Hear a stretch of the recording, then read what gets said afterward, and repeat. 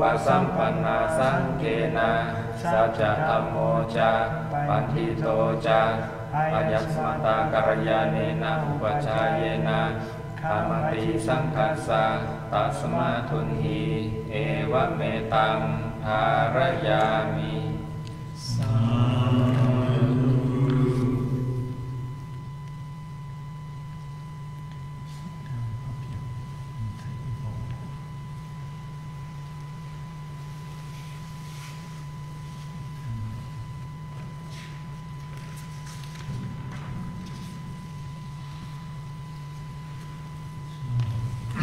Two new bhikkhus have arisen in the world, Venerable Satchadammo, Venerable Pandito. So it's a joyous occasion, I think, for everyone. Today is the entering of the rains day, so it's a very suitable day to come into the Sangha as a bhikkhu. And you have this period to really get into your practice, studying the Vinaya that we depend on for our training, and then training in the practice of meditation for the ending of suffering. And that's what the purpose of the bhikkhu's life is to train ourselves to remove the causes of suffering from our heart. Greed, anger, delusion, and all our wrong views fed by avijja, ignorance, tanha, craving, and upadana, attachment, bhava, becoming. This is what the purpose of the bhikkhu's life is. You could say it's an intensification of the practice as a lay person. As a lay person, you've already been practicing dana, sila, bhavana, and that's very good, and it's given you some preparation. You notice people who've already been practicing as lay people, when they come into the monastery to ordain, they already have a certain sense of personal discipline, and they already have an interest to train and develop themselves. So it's easier. You can be more peaceful, more at ease in the monastery because of that background and that experience you've already got. But now is the time to build on it and really use this life to train yourself on the inside. Like today, you've become a Buddhist monk on the outside. You've gone through the procedure. You've been asked your questions to see that you're suitable. You've been given your requisites, your robes, your bowl. You've shaven your head. You've been given your name. That's all on the outside, and that's good. But it's just the superficial appearance of a monk, what we call conventional reality or samuti satcha. You've been called or designated Buddhist monk or bhikkhu. Now your job is to internalize that and go beyond just the superficial appearance and actually change your heart to the heart of a monk.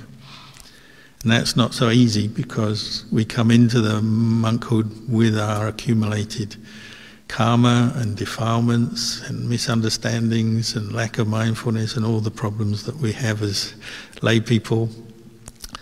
Now our job is to use this training both in the Vinaya, the monastic training, and the Dhamma to really change our hearts and start to abandon some of the causes of suffering.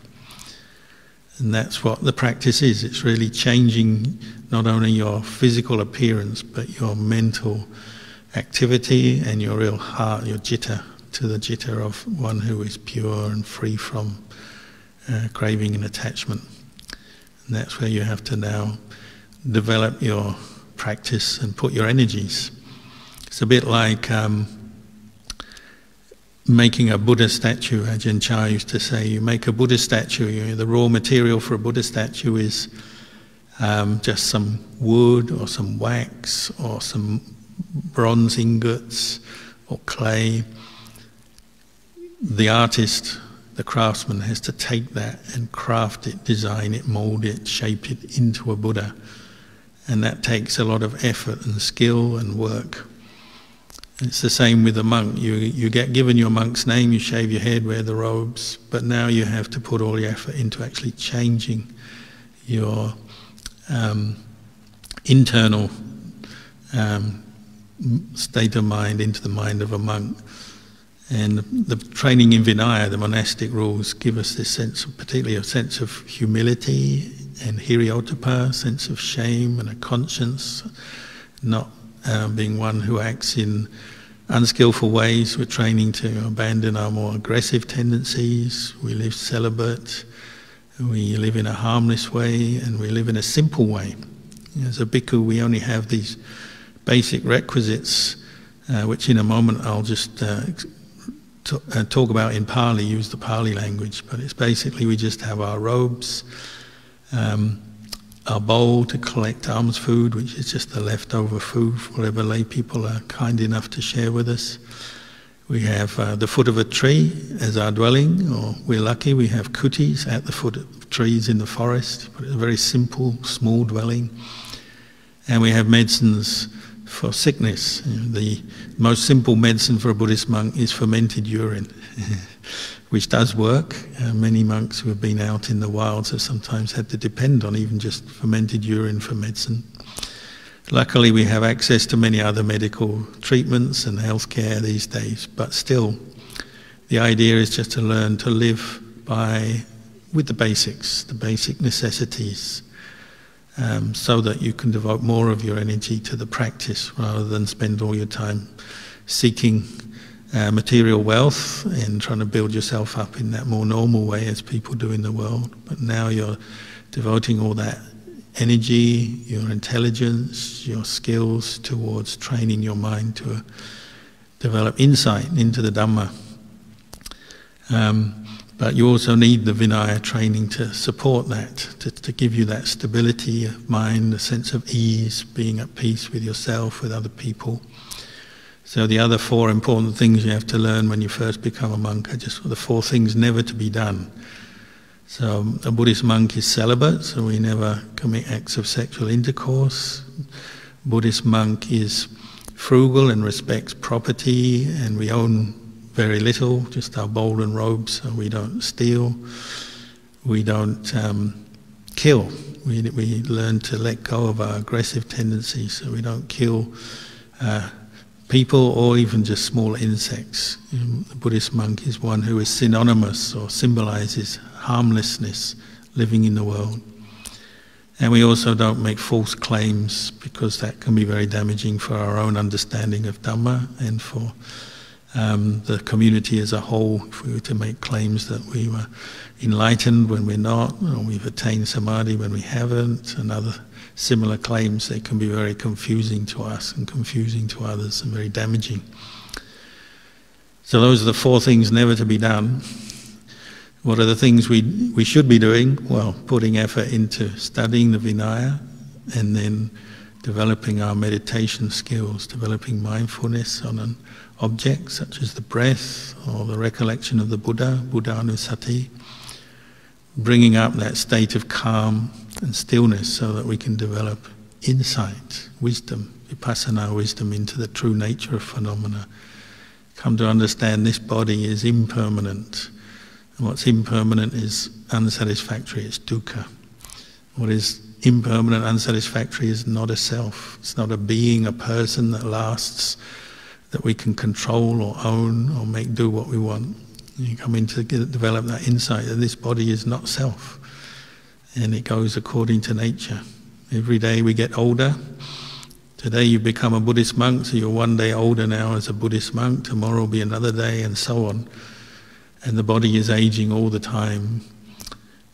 So learning to bring up discernment and discern the truth about our existence as human beings. This body is aging, it's impermanent, and it's not self.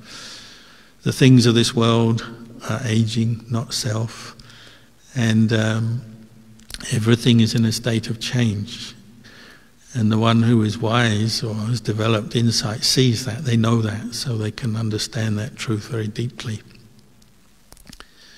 It's interesting, you become a Buddhist monk, you give up everything. You give up your home, your money, all your old sort of attachments. You're setting that all aside. But it doesn't mean to say your mind is completely free from attachment and delusion. Like now you don't have a home, you don't have a car, you don't have the money and wealth that you used to have. You have your robes, you have your bowl, but even then, they can become a source of attachment. Any monk who's been out in the forest on their own, what we call on tudong, or camping in the forest, to improve their practice. Sometimes we go off to lonely places where we're far from people and maybe have very little help or support, just to train ourselves in letting go of attachment. But you see, even in a very lonely place where there may be some danger from the weather or just being away from people, disease could be a problem, wild animals, threat of wild animals can be a problem. Even then, your robes and bowls suddenly become much more important to you. Your attachment that used to be there, attaching to a house or a car or a sense of status, who you are and your money, your bank account, that all reduces down to just your bowl and robes. That's all you've got left as a monk. And many monks have found this when you're in the forest and you hear a wild animal howling or comes close to you and maybe is threatening you. Your bowl is like your best friend at that moment. Your robes, your bowl become your defense. You think, at least I've got my bowl with me. Even though your bowl can't do anything, but it's just you see that mental attachment that forms even to a bowl and the simple robes of a Buddhist monk. When fear arises, or uncertainty, or anxiety, the simplest thing can still become a cause of attachment. But that's the value of this life. We simplify things so that we can really see attachment. And if our attachment reduces down to just attaching to our bowl and robes, well, so be it.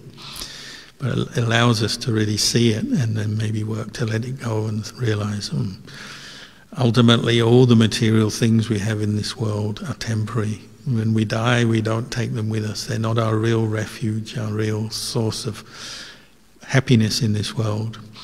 So what's left? Well, the peaceful mind, the happy mind, the mind that sees impermanence, suffering, not self, as they are, as universal characteristics of existence. The mind that sees that becomes peaceful on the inside. It knows, doesn't have to cling to anything more in the world, can let go of everything. So this is the job of the Buddhist monk, learning to let go of attachment. See attachment as a cause of suffering and then let it go. So I think everyone is very happy that you've come forth today to ordain as monks, but as I said, I've just got to do a last duty to in Pali explain the 4 requisites and the 4 things never to be done, and then we'll be finished.